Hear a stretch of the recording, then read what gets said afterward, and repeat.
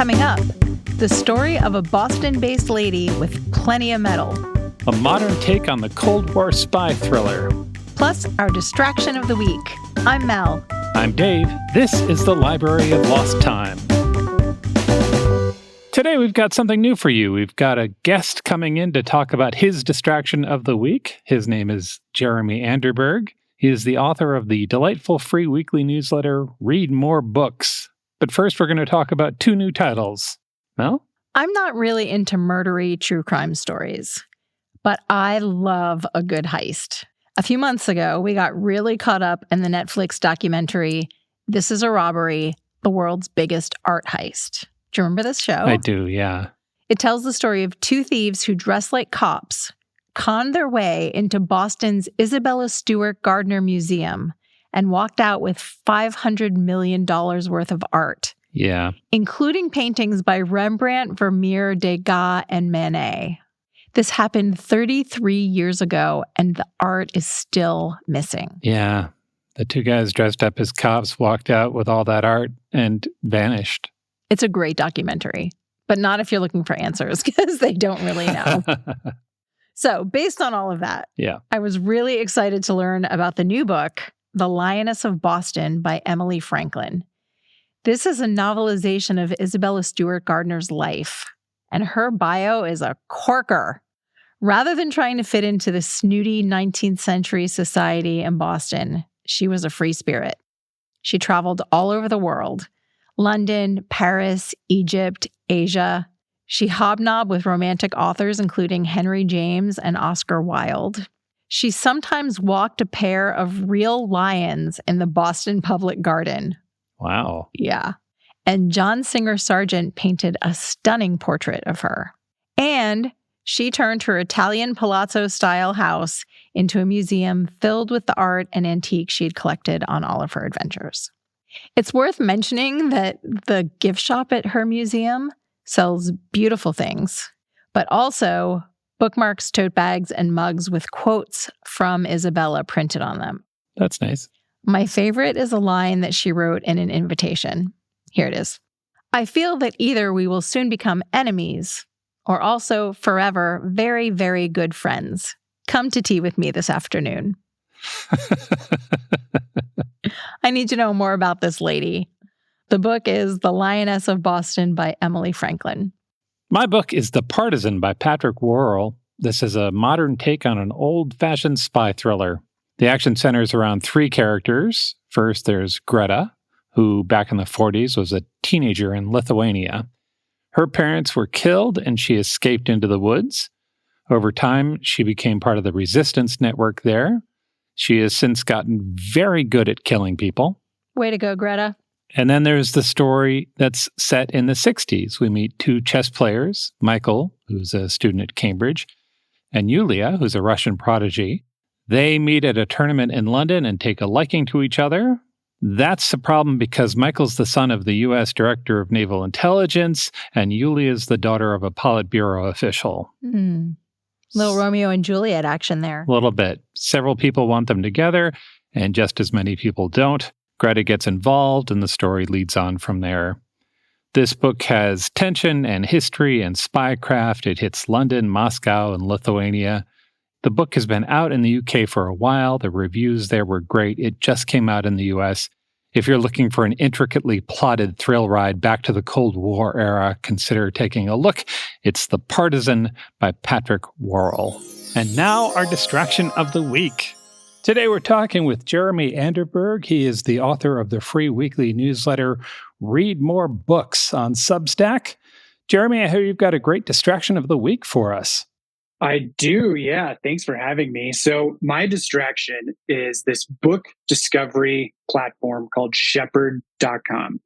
So let me give you just a little bit of background of how I landed here before I tell you about what it is. So as a book reviewer, I get bombarded by the book publicity marketing machine of this flood of new books, publicists who reach out to me, dozens of emails a week, right? And it's, you kind of, in that world, you see all the same books floating across Bookstagram and the bookish internet, right? So I've had this desire lately to find unheralded, unknown books that maybe I haven't heard of or in weird niche topics that you don't see often. And I remember this website I first stumbled across a couple years ago called Shepherd.com. And it consists entirely of lists of 5 books that are compiled by authors who write in a certain niche topic or genre. According to the site, they have over 8,000 lists at the moment. There's a lot of perusing you can do. And I've found, as I'm sure you guys have as well, that 5 books is a perfect number, right? It's not an overwhelming number. It's not too small of a sample size. It's like really a sweet spot where you can kind of dip your toes in a bit, explore a little bit more deeply, but not be overwhelmed. So I love that all of the lists are capped at 5. You guys obviously, know that sweet spot as well. What I love most is the random list button. So there's this button on both mobile web and on a regular web browser that takes you to a random list. So as I'm here with you right now, I'd like to read a couple as I hit the button just to give you an idea of what's out there. So the first one, the best books about the magic of bees for ages 10 to 14. Sounds delightful. I've never heard of any of these. So this list was created by, looks like someone who wrote a book called The Bee Maker. So then she highlighted 5 other books kind of in this world of bee books for juveniles, which is just awesome. Next one here, the best literary horror novels that will get under your skin and stay there.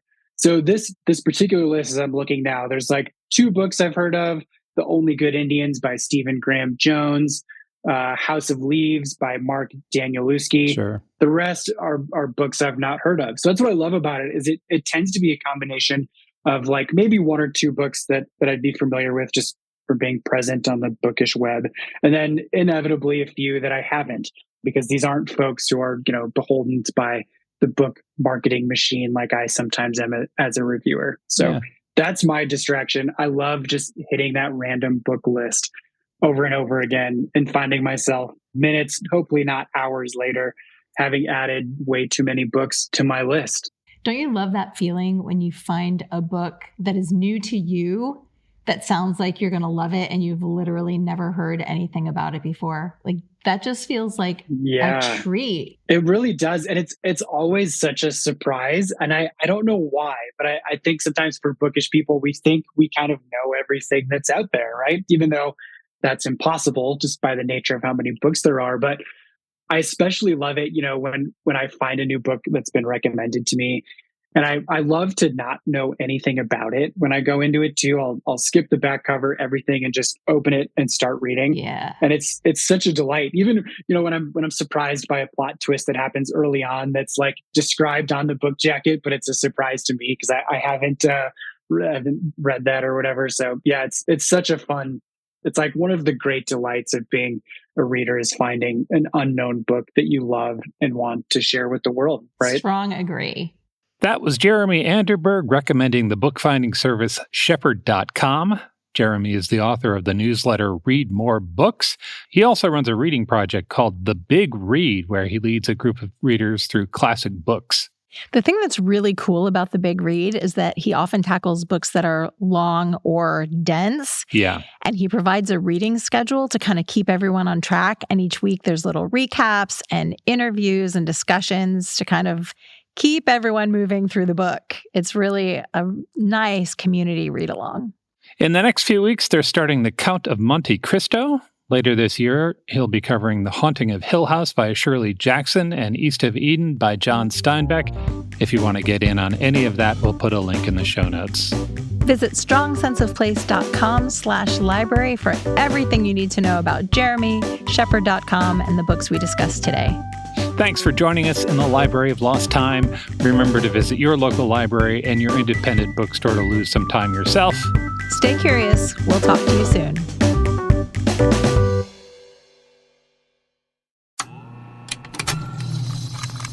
I don't have much time. I am being transported by the Ecclesiad vessel Merkava to stand trial for heresy of the highest order. But I will not renounce my work, and to my last breath I will speak the truth of this plague-ridden world, that ours is not a loving God, and we are not its favored children. The Heresies of Redolf Buntwine, Chapter 2, coming May 1st.